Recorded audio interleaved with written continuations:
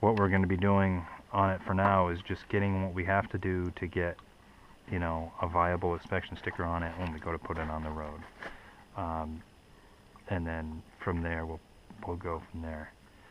I could talk to you about all the plans with this thing and everything, but part of me doesn't want to tell you, but I think eventually I'm going to tell you what's going on, because part of me doesn't want to tell you, because if I don't get around to doing it, or if my plan changes up, you know, I'd be like, I said I was going to do this.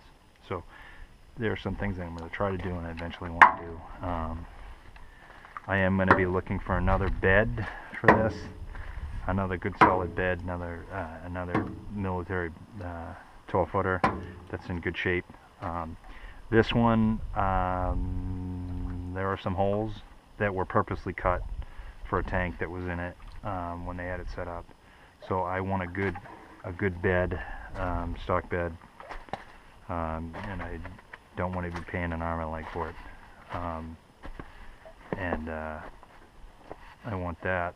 I want to get that, just a good solid one. You know, there are a few solid ones out there.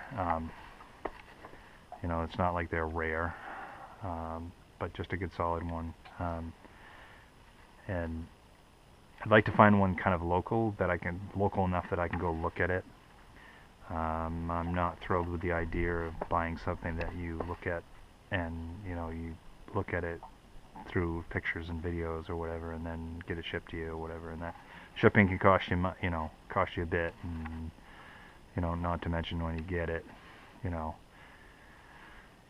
even when they video it, sometimes there's stuff that you don't really see. But anyways, there's that. I'd eventually like to, I am going to talk about some of the things I want to do, and I want to eventually get the winch for the front of this, not an electric winch. I want the old school winch, power winch, for several reasons. We won't get into that now, but maybe when we get one we will, and the frame extensions. But the way I want to buy it is, I want the whole kit and caboodle. I don't want bits and pieces, and then there's parts you can't find that aren't there.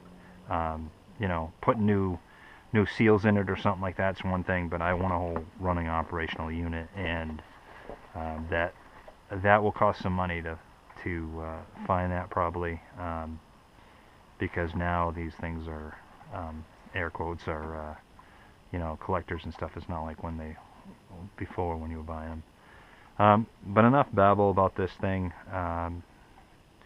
So those are just a couple things, you know, and but I'll bring you along here and there as we do this work on this thing.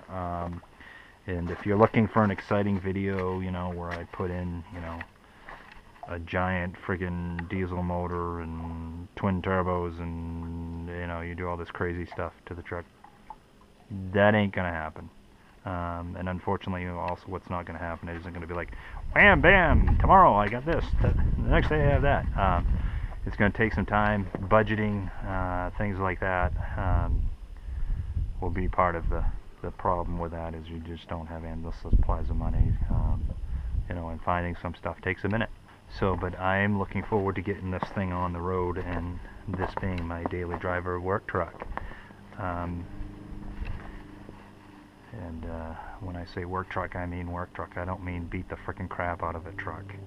And that's what people think work trucks are. Oh, it's a work truck. Yes, you want it rugged, but you don't want to just beat on it.